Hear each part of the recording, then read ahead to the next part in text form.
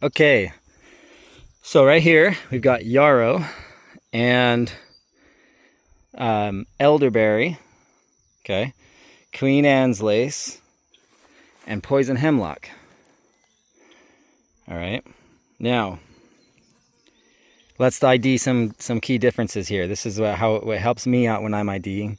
I now know these really well, but when I first started, kind of picking them out from the bunch, the few things that stood out to me right off the bat were the characteristics of the way that the flowers group. For example, let's start with Queen Anne. You'll notice that even though they are in these distributed clumpings, they are tightly grouped.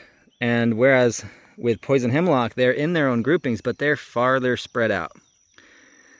Now you'll also notice that with Queen Anne's lace, it comes kind of like a fractal spider pattern from the center, whereas with Queen Anne or with Poison Hemlock, it's branched way out with no central follower. And there's a central clump right on the back of Queen Anne. So now that's not an ID. Just to clarify that again, you're looking for purple splotches on Poison Hemlock. That's how you ID Poison Hemlock. For Queen Anne, one of the dead giveaways is the purple flower right in the center and the hairy legs, okay? For elderberry, you're just gonna have to get to know elderberry.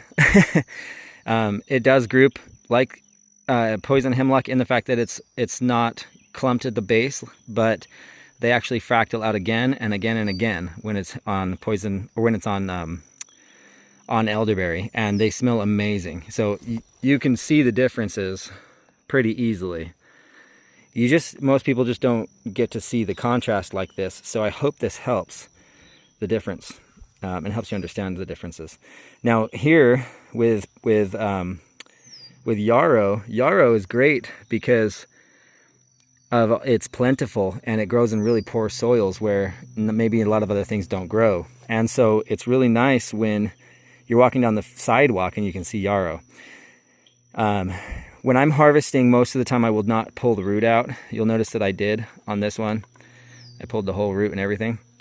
Some of these, like Queen Anne's lace, you'll want to harvest the roots for different purposes depending on what you're trying to do. But for the most part, I leave the roots intact on elderberry, because elderberry is a perennial. It'll come back year after year after year, and there's really no medicinal reason to harvest the roots as far as I'm aware.